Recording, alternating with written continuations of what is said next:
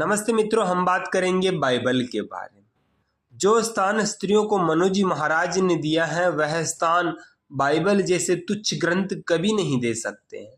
यत्र नार्यस्तु पूज्यन्ते रमन्ते तत्र देवता, इतना उच्च स्थान और इतना महान आदर्श स्त्रियों को बताया है।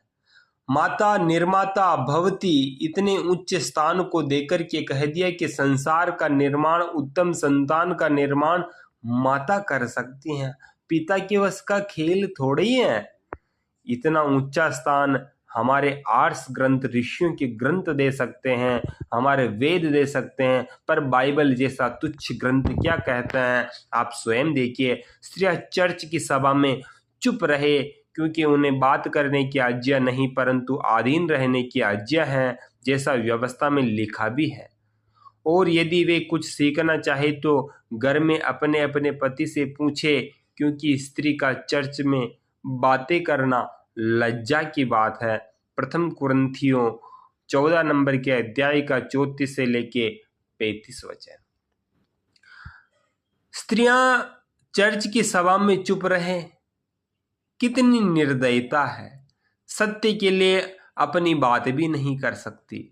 हमारे वैदिक ग्रंथों में, हमारे यहाँ पर शंकराचार्य जैसे महान धुरंधर विद्वान के सामने महान स्त्री ने शास्त्रार्थ किया था यहाँ पर और उन्हें पराजित भी किया था।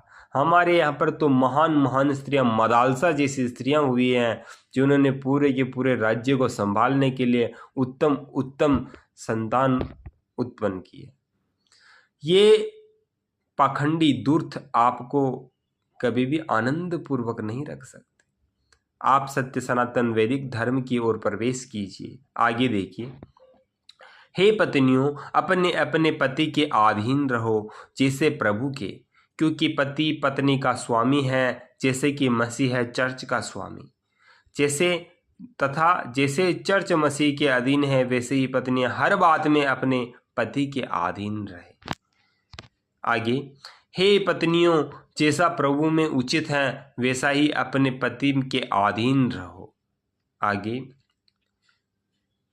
और स्त्रियों को चुपचाप पूरी अधीनता से सीखना चाहिए। और मैं कहता हूँ कि स्त्री न उपदेश करे और न पुरुष पर आज्ञा चलाए परंतु चुपचाप रहे, क्योंकि आदम पहले, उसके बाद हव्वा बनाई गई और आदम बहकाया न गया पर स्त्री बहकाने में आकर अपराधीन हुई। प्रथम तिमोथी अध्याय नंबर 2 का वचन नंबर 11 से 14।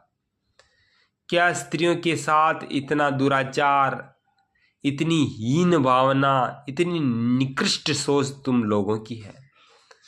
तुम उन्हें कभी सम्मान नहीं दे सकते, क्योंकि इस संसार में अगर स्त्रियों को प्रथम सम्मान दिया है तो वो है सनातन वैदिक धर्म में।